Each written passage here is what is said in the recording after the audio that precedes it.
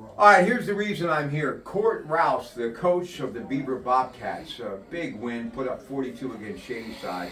And before I go any further, Caleb Baradelli, Luke's son, and many years ago, when I was doing the coaches show on radio, I always mentioned Luke's name really because of his sister. That's the real reason. Much love for her. She lives in the Bahamas now.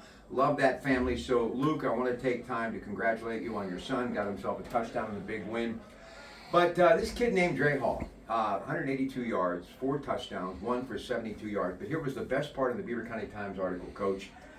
Your offensive line, all under 240 pounds. Now look, high school, that's not real big either because you've got guys that are 270 and 300 at the high school level in Class 3A that are playing offensive line. But the thing that amazed me, you've got a freshman there. So I don't care who it was running that football or catching it after the pass. That offensive line was the beginning of everything. And let's talk about these 4 young men. Yeah, so as the year began, all 5 of our, offensive linemen were first-year starters. So, coming in, our success, week to week has grown based on their progression and their ability to continue to get better week from week, learn from their mistakes, and not just as an individual, but together as a unit. And every week they've stepped up to that challenge and be able to do things at a higher level each week, and it shows with our production in the run game and just how these guys come in and work every day and approach their work and the things that they need to do to be successful. I can't say enough about just how proud we are of those 5 young men. Listen, I think this is the game of the week. I mean, even though we've got Pine, Richland, and Penn Hills, the Allegheny Health Network Sports Medicine Friday night game of the week, and Coach Morris and Coach Lagon will join me on the Coons Market Black and Gold Sunday show. Don't forget, we've got a Coons Market right here in Hopewell. But you're taking on one of the best programs in recent years. Coach John Cort has been so kind to me. I've been there many times, and he has been there for decades, going back to his time as an assistant coach there. But I didn't realize, because there's just so much information and I'm doing so many things, how close you played them the first time you did that. Yeah, I mean, look, of course, that's a quality program, as good as a program you're going to find in Western Pennsylvania. We have nothing but a lot of respect for the coach and the players and how they approach their business. It was a great meeting down here back in October. We played here at home. We came up a bit short, but those are the type of teams that we, even in a loss, if we learn from our mistakes, it will resonate going forward. Talk about the athletic department. Great athletic director, of course. All of the people, the boosters, the sponsors.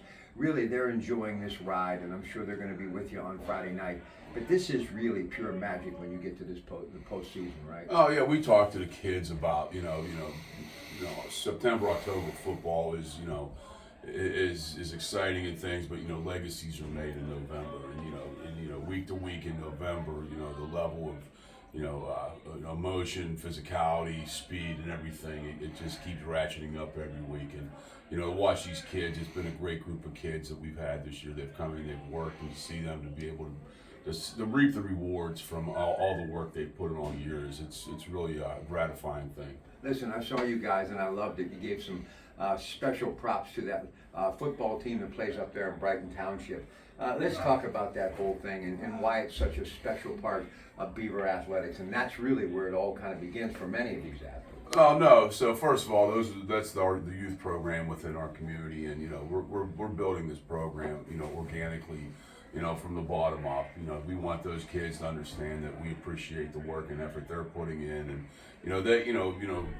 success is built on relationships. So the sooner those young football players and athletes know who we are, know who the older players are, the better off it is going forward for our program.